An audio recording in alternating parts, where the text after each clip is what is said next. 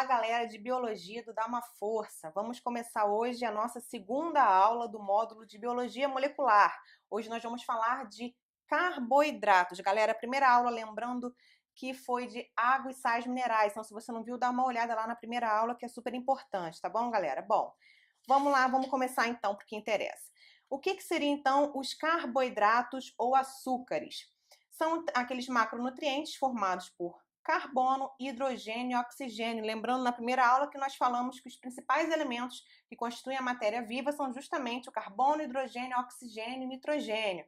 Tá aqui então os carboidratos para comprovarem isso. Qual então a unidade básica desses carboidratos? Nós chamamos de monossacarídeos. Eles são as unidades básicas que vão formar então os carboidratos. Galera, é importante a gente saber o quê? Que os monossacarídeos, eles podem se unir até por ligações covalentes para formar então açúcares maiores, ou seja, monossacarídeos é a menor porçãozinha do nosso açúcar, galera. Vamos então falar um pouquinho sobre ele.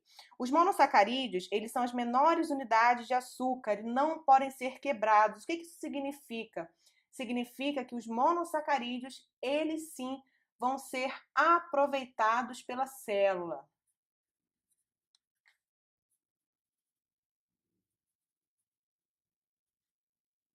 Eles vão ser aproveitados pela célula, nós vamos ver quais são as funções dele mais adiante. Eles vão ter, então, entre 3 e 7 carbonos, mas nós temos os principais sendo as trioses, essas que têm 3 átomos de carbono na sua molécula. Nós temos, por exemplo, aqui o gliceraldeído. Nós temos as pentoses, que são aquelas moléculas de açúcar formadas por 5 átomos de carbono. Nós temos, por exemplo, a ribose, vamos ver na aula de DNA, que ele é o açúcar que forma o RNA.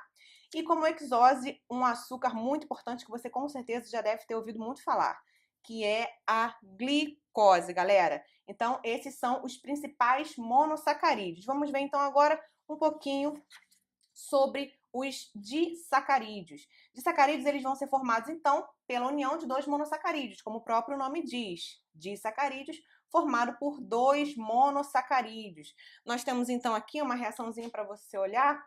Dois monossacarídeos, através de uma síntese por desidratação, vão formar então um disacarídeo, sempre envolvendo a molécula de água, galera. Assim como nós temos um disacarídeo que vai por quebra por hidrólise formar dois monossacarídeos. Essa é a forma como os carboidratos são digeridos, por hidrólise, para eles realmente chegarem a moléculas de monossacarídeos que vão ser então aproveitados pela célula. Vamos então falar quais seriam esses principais disacarídeos, só para a gente ter uma ideia bacana. Os principais disacarídeos, nós temos a sacarose, que é formada por uma molécula de glicose e uma de frutose. Nós temos a lactose, que é formada por uma molécula de glicose e outra de galactose.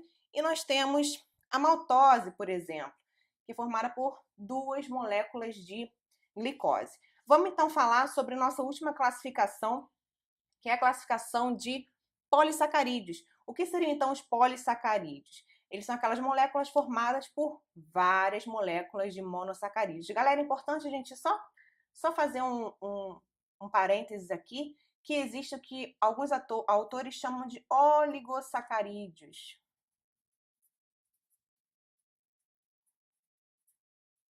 Eles também são formados por muitas moléculas de monossacarídeos, mas eles têm até 10 monossacarídeos. Mas, em geral, nós lidamos muito mais com os polissacarídeos. Os polissacarídeos são muito mais importantes no estudo da biologia do que os próprios oligossacarídeos. Então, nós vamos nos atentar mais para os polissacarídeos mesmo, tá, galera? Isso aqui foi só para se vocês verem em algum livro, alguma coisa assim, vocês já saberem o que se trata. Bom, é importante falar que eles são insolúveis em água. Isso é até meio óbvio para a gente, já que como eles são uma molécula bem maior, a probabilidade deles serem insolúveis em água é muito grande, porque eles vão ter muito átomo de carbono, vão ter uma cadeia hidrofóbica bem maior. Tá, galera? Vamos então ver quais são os principais polissacarídeos, coisas que a gente vai estudar bastante ao longo de nossas aulas. Seria o amido, o glicogênio, a celulose e a quitina, galera. Eles são os principais polissacarídeos. Agora vamos ver então quais são as funções desses carboidratos no organismo.